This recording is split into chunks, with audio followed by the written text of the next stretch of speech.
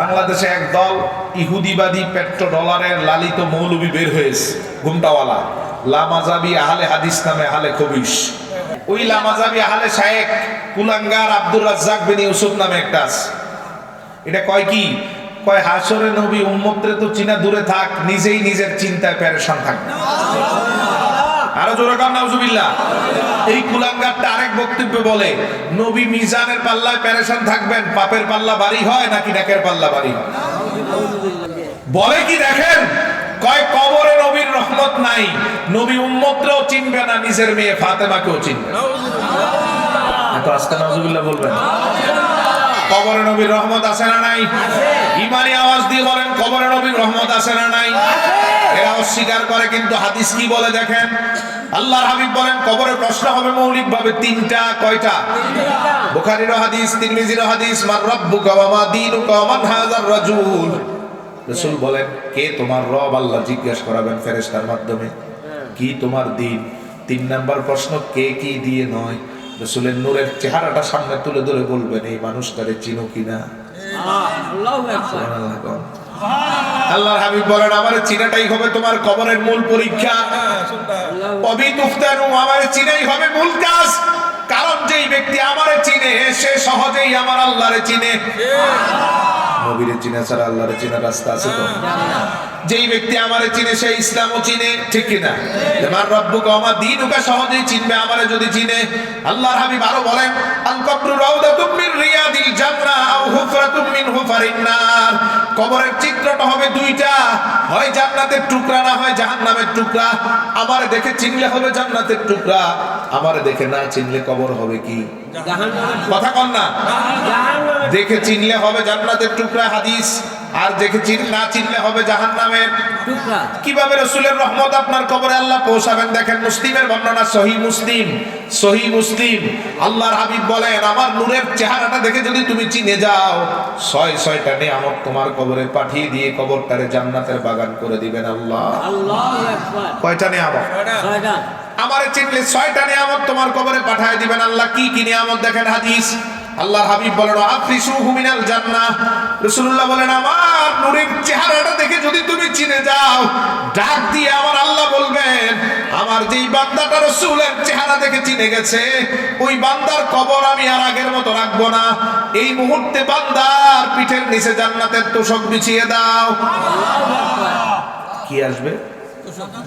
কথা কোন সবাই? আচ্ছা আসলে কি কোনো লাভ হবে? হ্যাঁ, ধরেন জান্নাতের তোশকটা আপনার পিঠের নিচে আসলো, লাভ আছে? কি লাভ?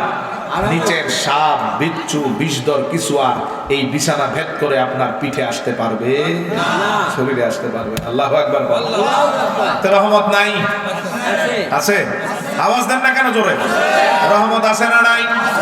আল্লাহর হাবিবকে চিনার কারণে রহমত চলে আসলো, জান্নাতের বিছানা। এবার 2 নাম্বার রহমত রাসূল মুসলিমের হাদিসে বলেন ওয়াল বিসুহু মিনাল জান্নাহ।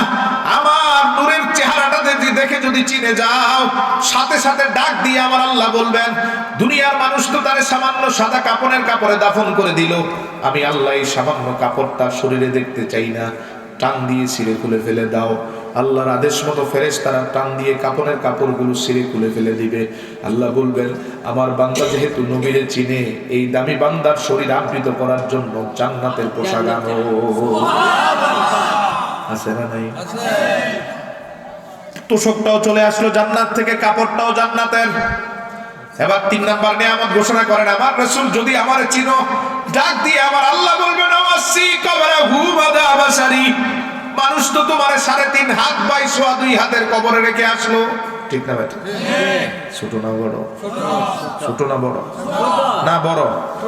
আওয়াজ মনে হয় একবারে দুল করে দেয়। এই 3.5 হাত আর 2 হাতের কবর ছোট না বড়? ছোট। আল্লাহ রাব্বুল আলামিন বলবেন যেহেতু আমার নবীরে চিনে আমি তার কবরটারে এত ছোট রাখবো না, বড় করে দিব। কত বড় দেখেন। আল্লাহ বলবেন আমার বান্দাটারে বসানো হবে। এবার আল্লাহ বলবেন বান্দারে বলো চোখ খুলে তাকানোর জন্য, চোখ খুলে আমরা তাকাবো।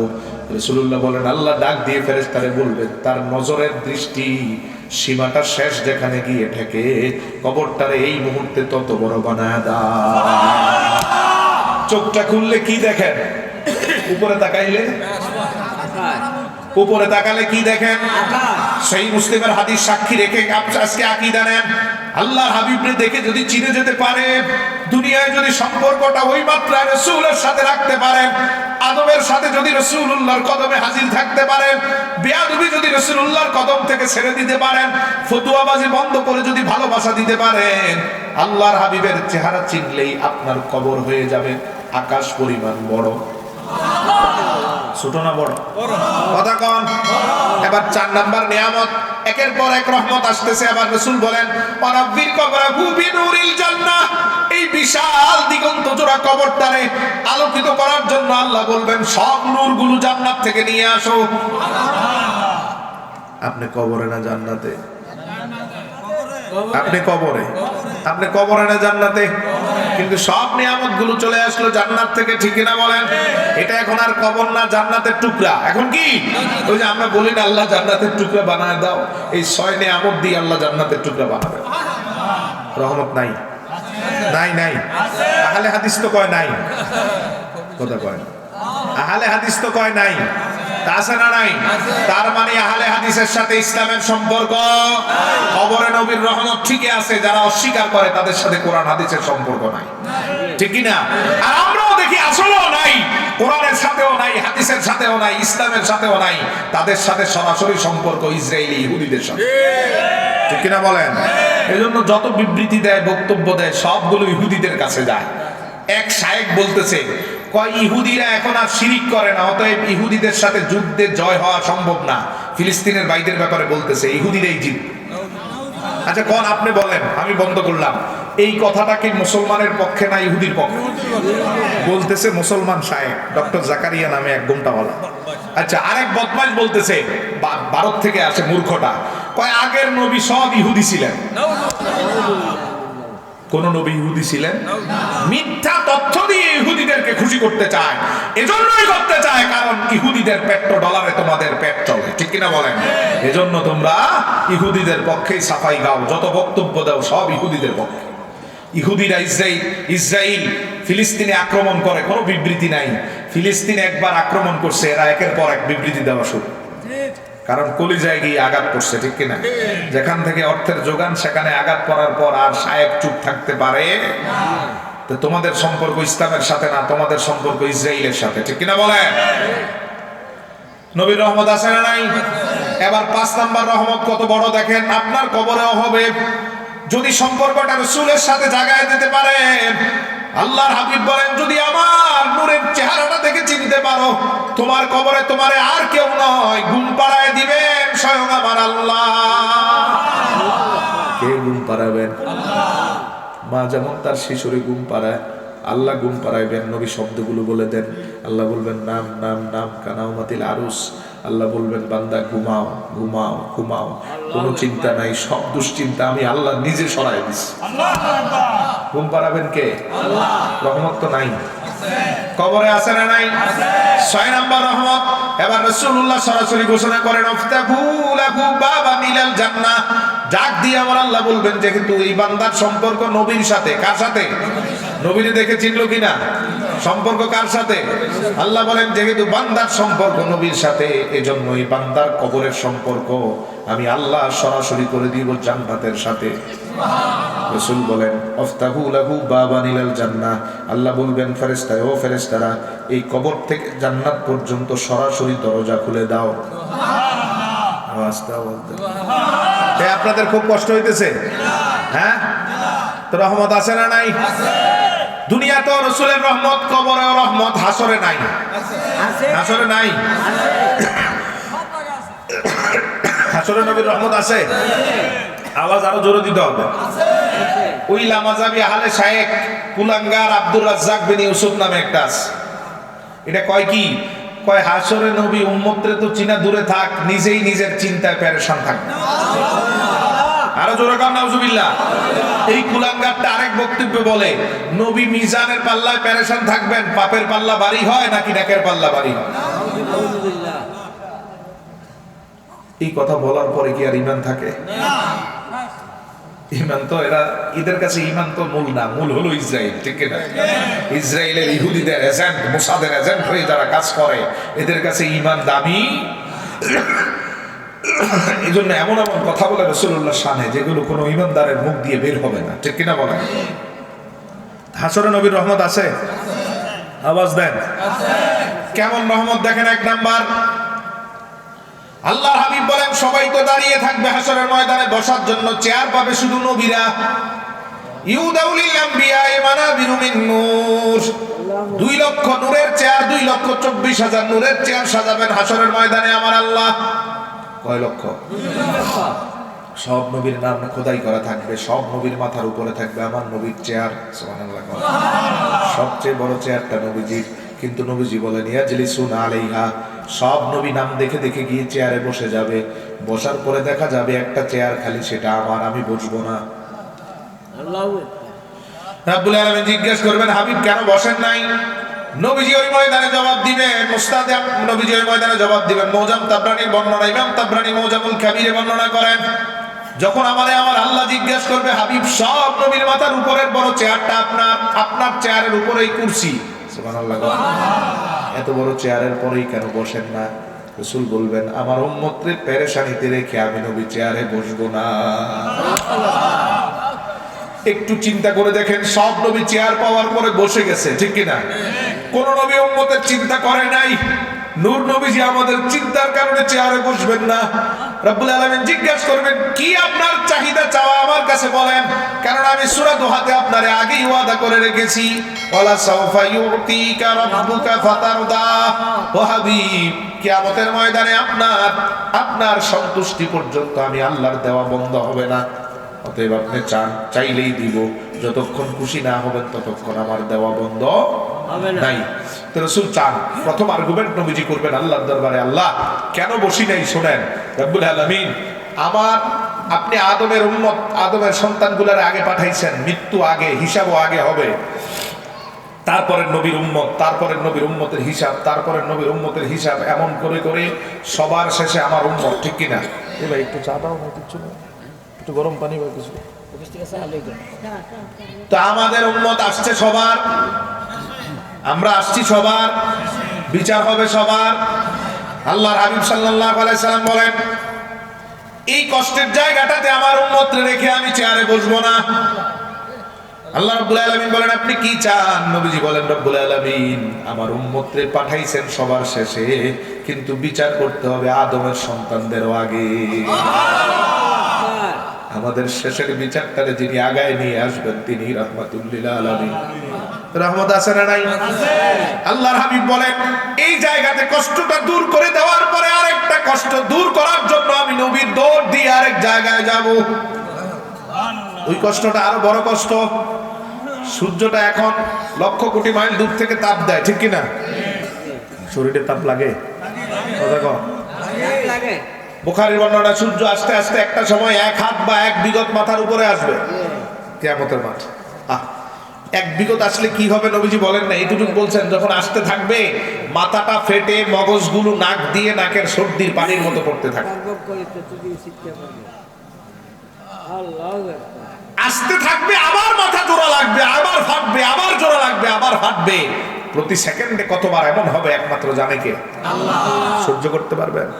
কেউ পারবে? আল্লাহর হাবিব বলেন এই কষ্টের মধ্যে তো আমি আমার উম্মতকে ছেড়ে দিতে পারি না। এজন্য আমি রাসূল ওই জায়গা থেকে দৌড় দিয়ে চলে যাব হাউজে কাউসারের গোড়ায়। নাম কি? সবাই বলেন। এটা কি আল্লাহ নবীরে দিবেন না দিবেন? হ্যাঁ দিবেন, দিবেন না দিবেন? সূরা নাজিল করে আল্লাহ বলেন ইন্না আ'তাইনাকাল কাউসার। ও হাবিব 1400 বছর আগেই আমি আপনারে কাউসার দিয়ে দিলাম। লাগবে ওই দিন দিয়ে দিলাম দুনিয়াতে হাউজে কাউসার। সাহাবায়ে কেরাম বলেন ইয়া রাসূলুল্লাহ হাউস তো বুঝলাম 4 অ্যারাউন্ডের একটা কূপ, আপনার হাউসটারে আল্লাহ কত বড় বানাবেন? বুখারীর বর্ণনায় নবীজি হাউসের গুণ বর্ণনা করা শুরু করলেন, রে সাহাবীরা আমার হাউসের এক প্রান্ত থাকবে ইয়েমেনে, আরেক প্রান্ত সিরিয়াতে। আল্লাহু আকবার। আরে সুবহানাল্লাহ। কষ্ট হইতেছে খুব। মানচিত্রটা হাতে নেন, দেখবেন ইয়েমেন, সৌদি আরব, ইরাকের অংশ, জর্ডান, লেবানন, ফিলিস্তিন, তারপরে সিরিয়ার অংশ। তার মানে এই কয়েক রাষ্ট্রের উপর দিয়ে বিশাল এক হাউস হবে, এটার নাম হাউজে কাউসার। ছোট কয়েকশো বাংলাদেশের সমান, ঠিক কিনা? ছোট না বড়? সাহাবায়ে কেরাম বলেন, ইয়া রাসূলুল্লাহ, মানলাম এত বড় কূপ, এই কূপে পানি আসবে কোত্থেকে? নবীজি বলেন, অনবরত জান্নাত থেকে দুইটা নালা দিয়ে আর আমার হাউসে পানি পড়বে, একটা স্বর্ণের নালা আর একটা রূপার নালা। পানিগুলো জান্নাতের, পানিগুলো কোথায়? জান্নাতের। ইয়া রাসূলুল্লাহ, এই বিশাল হাউসের গ্লাস কয়টা দিবেন আমার আল্লাহ? সাহাবায়ে কেরামের কিউরিসিটি। রাসূলুল্লাহ বলেন, বুখারীর বর্ণনায় বলেন, চিন্তার দরকার নাই, আসমানের তারার থেকেও বেশি থাকবে আমার হাউসের গ্লাস, কোনো সংকট নাই। ইয়া রাসূলুল্লাহ, কাদেরকে পানি দিবেন? নবী বলেন, যারা পরিমাণ ঈমান নিয়ে যারা আসবে, আমি নবী নিজের হাতে পানি দিব। ইয়া রাসূলুল্লাহ, পানিটা পান করলে কি হবে? বুখারীর বর্ণনায় নবী বলেন, লা ইয়াসমাউ বাদাহু আবাদা। এই পানির সামান্যটাও যদি তোমার জিভে চলে আসে, এই পানির মধ্যে আমার আল্লাহ এমন রহমত রাখবেন, সামান্য পান করার পরে 50,000 বছরের কিয়ামতের মাঠে আর কোনো পিপাসা নাই। একটু চিন্তা করে দেখেন, সূর্য এক বিগত পরে, সূর্য কতটুকু পরে? ভাই খেয়াল আছে? সূর্য কতটুকু? তো কেন পিপাসা নাই? এক বিগত পরে এত তাপ দেওয়ার পরেও পিপাসা কেন নাই? নবীজি বলে দিলেন, আমার হাউসের পানির শক্তি এত বেশি, রহমত এত বেশি থাকবে, পানিটা পান করার পরে এক বিগত কেন, সূর্যটা মাথায় লাগলেও আমার উম্মতকে আর কষ্ট দিতে পারবে না। ওই ময়দানে সূর্যের কষ্ট থেকে যিনি আমাদের রক্ষা করবেন, তিনি রাহমাতুল লিল আলামিন। রহমত আছে না নাই? আমার ভাইরা, রাসূলুল্লাহ বলেন, এবার খেয়াল করেন, বুখারীর বর্ণনা, আল্লাহর হাবিব বলেন, কত উম্মত আদমের কাছে এসে বলবে, আদম, আপনি আমাদের সবার বাবা, একটু আল্লাহরে বলে সূর্যটারে দূর করায় দেন, কষ্ট সহ্য হয় না। আদম আলাইহিস সালাম বলবেন, ইন্না রাব্বী কাদ গাদিবাল ইয়াওমা গাদাবান শাদীদা লাম ইয়াগদাব মিসলাহু ক্বাবলাহু ওয়া লা ইয়াগদাব মিসলাহু বাদা। বুখারীর শব্দ আমি বলছি। আদম বলবেন, আল্লাহর এমন রাগ আগেও দেখি নাই, পরেও দেখব না। এই রাগের মধ্যে আমি আল্লাহর দিকে তাকাইতেও পারবো না, কথা বলা অনেক দূরে। এই কথা বলে আদম নিচের দিকে তাকাবেন। কোন দিকে? নিচের দিকে। জবাব দেন না একটু। আদম বলবেন, নূহের কাছে গিয়ে দেখো পারে কিনা। নূহ বলবেন, আমিও পারবো না, এমন রাগে আল্লাহর সাথে কথা বলতে, তাকাইতেও পারবো না নিচের দিকে। নূহ তাকাবেন। বলবেন, ইব্রাহিমের কাছে যাও, বুখারীর 2.5 পৃষ্ঠার হাদিস। ইব্রাহিম বলবেন, আমিও পারবো না, নিচের দিকে তাকাবেন। ইব্রাহিম বলবেন, মূসার কাছে যাও। মূসা আলাইহিস সালাম বলবেন, আমিও পারবো না, ঈসার কাছে যাও। ঈসা বলবেন, এমন রাগে কোন নবী আল্লাহর সাথে কথা বলতে পারবে না, সম্ভব নয়। এই ময়দানে কোন নবী আল্লাহর সাথে কথা বলবেন না, কথা বলবেন শুধু একজন, তিনি মুহাম্মাদুর রাসূলুল্লাহ। কথা বলবেন তো শুধু মুহাম্মাদুর রাসূলুল্লাহ। এই হাদিসে রাসূল স্পষ্ট করে দিলেন, সব নবী তাকায় থাকবেন নিচের দিকে। কোন দিকে? কোন নবী আল্লাহর দিকে তাকাইতে পারবে না। এবার মুসনাদ আহমদের হাদিসে নবী কি প্রশান্তির বাণী দেন? রাসূল বলেন, ইস্তাশারানি বি রাব্বি কাইফা আফালু বিহিম। যে ময়দানে সব নবী তাকায় থাকবে নিচের দিকে, ওই ময়দানে আমি তাকাবো আল্লাহর দিকে, আল্লাহ তাকাবেন আমার দিকে। এটাই হাসরের মাঠ। সব নবী নিচের দিকে তাকিয়ে আছে, আমি নবী আল্লাহর দিকে তাকাবো, আল্লাহ আমার দিকে তাকাবেন।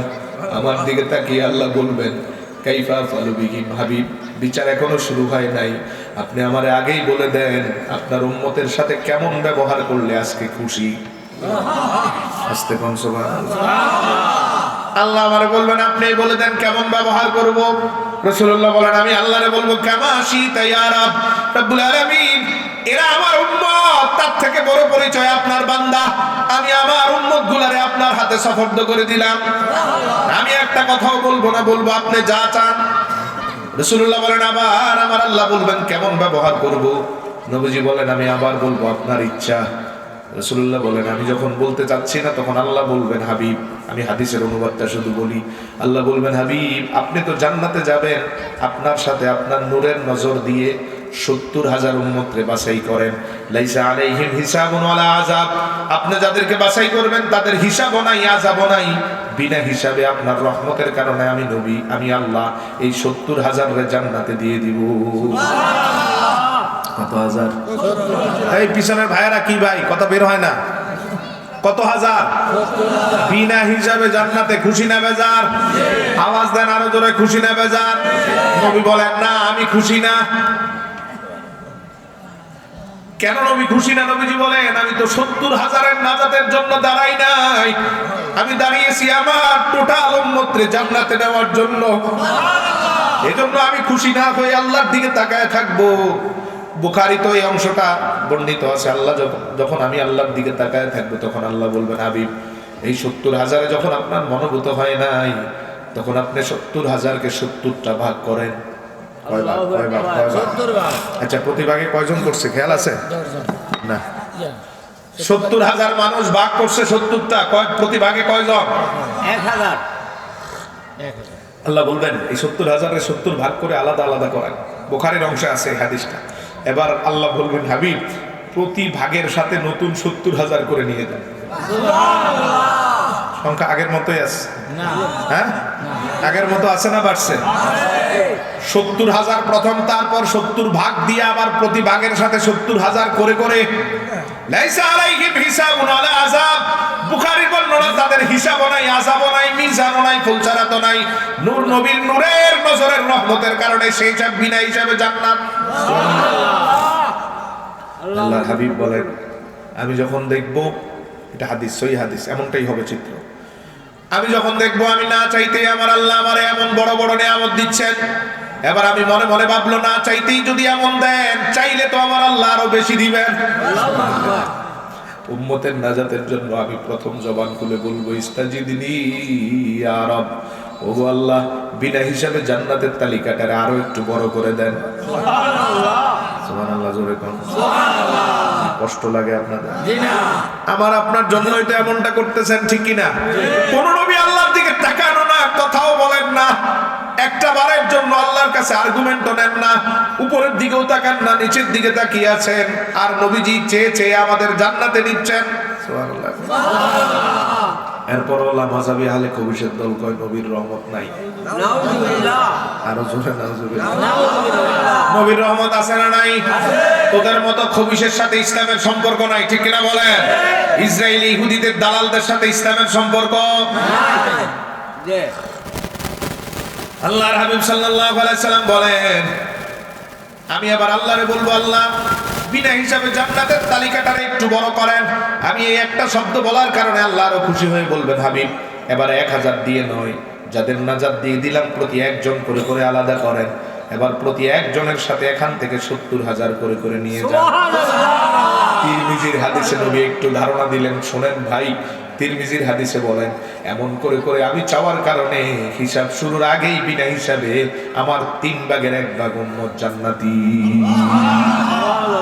রহমত নাই?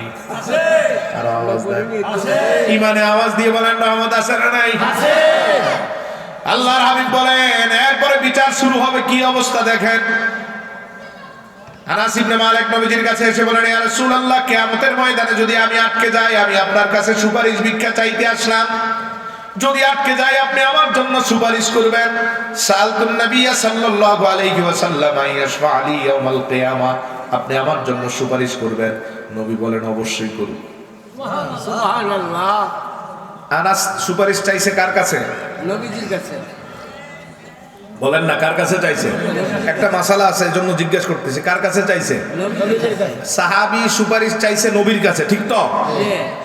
বাংলাদেশি আহলে হাদিস কয় নবীর কাছে সুপারিশ চাওয়া হারাম। নাউযুবিল্লাহ। কোন এদের সাথে ইসলামের সম্পর্ক আছে? প্রতি পদে পদে এরা রাসূলের সাথে গাদ্দারি করে, ঠিক কিনা বলেন? সাহাবী রাসূলুল্লাহর কাছে সুপারিশ চাইছেন, আমরাও চাইবো নবীর কাছে, ঠিক কিনা? নবীরে আল্লাহ ক্ষমতা দিবেন, এখন নবীর কাছে চাওয়া মানে আল্লাহর কাছে চাওয়া। যেমন হাউজে কাউসারের পানি কার হাতে থাকবে? নবীজির কাছে। তো রাসূলুল্লাহর সামনে গিয়ে রাসূলের কাছে পানি চাওয়া, এর মানে হচ্ছে আসলে আল্লাহই তো নবীরই দিবেন, ঠিক কিনা? নবীর তো নিজের আলাদা কোনো ক্ষমতা, নবীরে সব দেন কে? আরো জোরে কর, রাসূলকে সব দেন কে? আল্লাহর হাবিব সাল্লাল্লাহু আলাইহি সাল্লাম বলেন, আনাস তোমারে অবশ্যই করব। আনাস ইবনে মালিক বলেন, এত বিশাল মাঠে কোথায় আপনারে খুঁজে পাবো একটু বলে দেন। নবীজি 3টা স্টেশনের নাম বললেন। আসলে স্টেশন বলা উদ্দেশ্য রাসূলুল্লাহ না। নবীজি বললেন, রে আনাস, প্রথম ফাতলুবনি ইনদাস সিরাত, হাশরের ময়দানে সবচেয়ে কঠিন যেই জায়গা, ওই জায়গার নাম সিরাত। ফুলসিরাত। কি নাম? ফুলসিরাত। বুখারীর হাদিসে নবী বলেন, জিসরুন আলান নার, জাহান্নামের উপর একটা ব্রিজ বানাবেন আল্লাহ, সূক্ষ্ম তীক্ষ্ণ ধারালো ব্রিজ। ওই ব্রিজটা বানানোর পর আপনারে আমারে আল্লাহ পার করতে নিয়ে গিয়ে বলবেন, পার হও। পার হতে পারলে জান্নাত, না পারলে ব্রিজটা তো জাহান্নামের উপর, ঠিক কি না? এটাই ফুলছাড়া, জাহান্নামের উপর ব্রিজ, এটাই ফুলছাড়া। রাসূলুল্লাহ সাল্লাল্লাহু আলাইহি সাল্লাম বলেন, প্রথম আমারে খোঁজার দরকার হলে খুঁজবা ফুলছাড়াতে, গিয়ে দেখবা আমি নবী ফুলছাড়াতে হাজির। নবী নাই, নাই নাই নাই, আরো জোরে বলেন আছে না? রাসূল বলেন, আমি হাত তুলে আল্লাহর দরবারে অসংখ্য বান্দারে ফুলছাড়াতে ঝুলে থাকে আমার অসংখ্য উম্মত রে ওই ময়দানে আমি জান্নাতে নিব। 3 ভাগের 1 ভাগ আগেই গেছে, আর 2 ভাগ আছে, ঠিক কি না? এখান থেকে কিছু কিছু করে নবীজি হালকা করতেছেন। আল্লাহর হাবিব আনাস বলেন, এরপরে যদি আমারে খোঁজার দরকার হয় খুঁজে নিও মিজানের জায়গায়। মিজান কি না? মিজান, আমল পরিমাপের জায়গায়। আল্লাহর হাবিব বলেন, মিজানের ডান পাশে গিয়ে দেখবা আমি সেখানেও হাজির। নাই নাই, জোরে কর, নবী আছে না নাই? আল্লাহর হাবিব বলেন, হাউজে কাউসার তো আমার হাতেই থাকবে। নবীজি মূলত জায়গাগুলো বলা মূল উদ্দেশ্য না, নবীজি বুঝাই দিলেন, রে আনাস, এই বিশাল ময়দানে আমি নবীরে খুঁজে বের করার দরকার হবে না, বরং আমার উম্মত যে যেখানে বিপদে পড়বে আমি নবী উম্মতকে তরানোর জন্য সেখানে হাজির। কারো বিপদ ফুলছাড়াতে আমি আছি, কারো বিপদ মিজানে আমি আছি, কারো বিপদ হাউজে কাউসারে আমি আছি, কারো বিপদ আমল নামা বন্টনের সময় আমি আছি। সুবহানাল্লাহ, সুবহানাল্লাহ বলে। আছে না নাই? নবী আছেন না নাই? নবীর রহমত আছে না নাই? এমন করে করে আরো অসংখ্য উম্মতরে নবীজি জান্নাতে দিয়ে দিলেন। এখন বাকি আছে শুধু ফুলসিরাত পার হতে গিয়ে যারা পারে নাই, পড়ে গেছে জাহান্নামে, এরা জাহান্নামে আছে, আর বাকি সব উম্মত জান্নাতে চলে গেছে।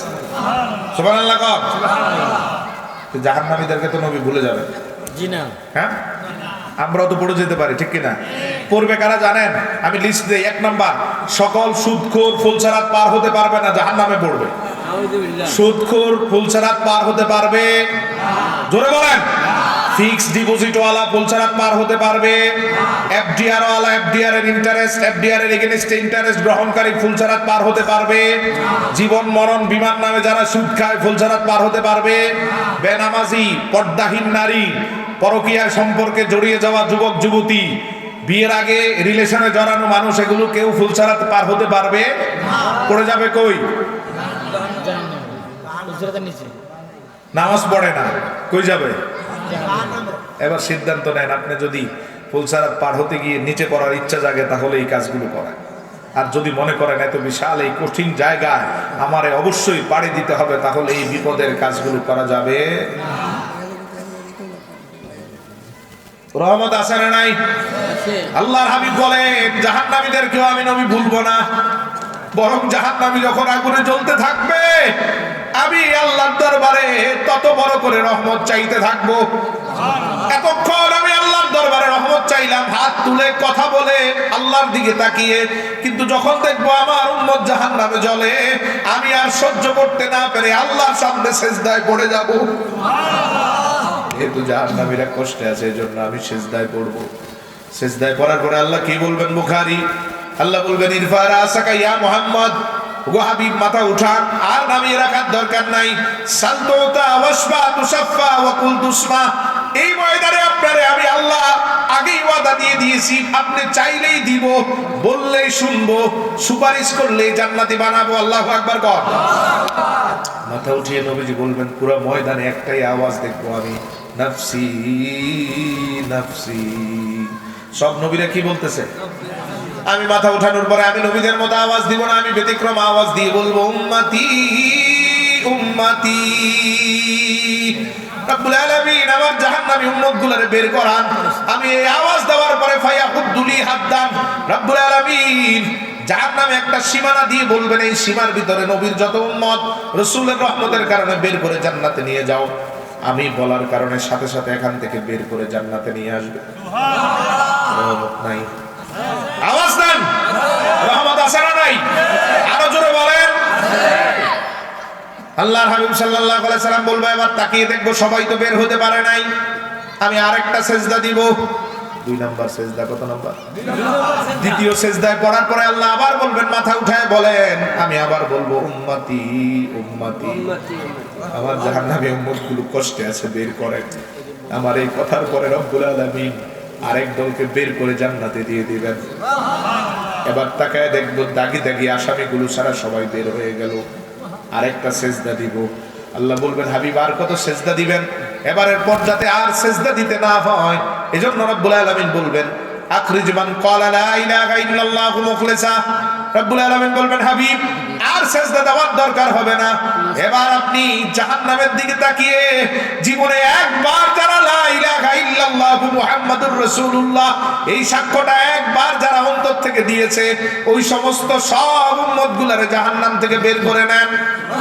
আল্লাহর হাবিব সাল্লাল্লাহু আলাইহি সাল্লাম বলেন এই সুযোগ দেওয়ার পরে আমি যখন বের করব, বের করার পরে তাকিয়ে দেখবো আমার আর একটা উম্মত জাহান্নামে নাই। রাসূলুল্লাহ বলেন এতক্ষণ আমি জান্নাতের দরজায় যাই নাই, আমি আমার উম্মতের জন্য ব্যস্ত ছিলাম। মুসলিমের শেষ হাদিস, মুসলিমের হাদিস এটা বলেই শেষ। আল্লাহর হাবিব সাল্লাল্লাহু আলাইহি সাল্লাম বলেন আমি আমার উম্মত নিয়ে ব্যস্ত, এজন্য জান্নাতের দরজায় যাই নাই। জান্নাতকে বাইপাস করে করে জান্নাতের দরজায়, উম্মতকে বাইপাস করে করে জান্নাতের দরজায় পাঠাচ্ছি। কত নবী জান্নাতের দরজায় গেল। আদম আলাইহিস সালাম গিয়ে জান্নাতের দরজা নক করলো এভাবে। ভিতর থেকে ফেরেশতা বলে মান্নান তা কে আপনি? আদম বলে আনা আদম সফিউল্লাহ, আমি আদম আসছি, খোলো। ফেরেশতা কয় খোলার অনুমতি নাই। আদম ফিরে গেল, ইব্রাহিম আসলো। ইব্রাহিম আলাইহিস সালাম এসে নক করলেন, বলেন আমি ইব্রাহিম আসছি, আল্লাহর বন্ধু খলিলুল্লাহ, খোলো। ফেরেশতা বলে খোলার অনুমতি নাই। মুসা এসে বলে আনা মুসা কালিমুল্লাহ, আমি মুসা আসছি, খোলো। ফেরেশতা বলে খোলার অনুমতি নাই। ঈসা আলাইহিস সালাম এসে বলে আনা ঈসা রূহুল্লাহ, মানুষ আমারে আল্লাহর শক্তি ডাকতো, আমি ফু দিলে মৃত ব্যক্তি জীবিত হয়ে যেত, অন্ধ ব্যক্তির চোখ ভালো হয়ে যেত, এজন্য মানুষ আমারে বলতো আল্লাহর শক্তি রূহুল্লাহ, খোলো। ফেরেশতা বলে খোলার অনুমতি নাই। নবীজি বলেন এতক্ষণ আমি আমার উম্মতের কারণে যাই নাই। সব উম্মত যখন জাহান্নাম থেকে বের হওয়ার সেফটি পেয়ে গেল, আমিও আল্লাহর দরবারে সন্তুষ্ট প্রকাশ করে জান্নাতের দরজায় আসলাম। দরজায় এসে আমি নক করলাম দরজায়। ফেরেশতা বলল মান্নান তা কে আপনি? যখন আমার পরিচয় জানতে চাইলো আমি বললাম আনা মুহাম্মাদুর রাসূলুল্লাহ। আল্লাহর হাবিব বলেন যখন আমি আমার পরিচয় দিলাম ঠাস করে ফেরেশতা দরজাটা খুলে দিলেন। ফেরেশতা বের হয়ে বললেন কেন এতক্ষণ খুলি নাই? সমবেত সব নবী দাঁড়িয়ে থাকবে, ফেরেশতা জানান দিবেন আমার আল্লাহ নিষেধ করে দিয়েছেন আর বলে দিয়েছেন আজকের এই ময়দানে জান্নাতের দরজা মুহাম্মদ ছাড়া যাতে কারো জন্য খোলা না হয়। ওয়া আরসালনাকা ইল্লা রাহমাতাল লিল আলামিন। রহমত আছে না নাই? দুনিয়ায়, কবরে, হাসরে, এবার সর্বশক্তি দিয়ে একটা ডাক দিয়ে বলেন ইয়া রাসূলুল্লাহ।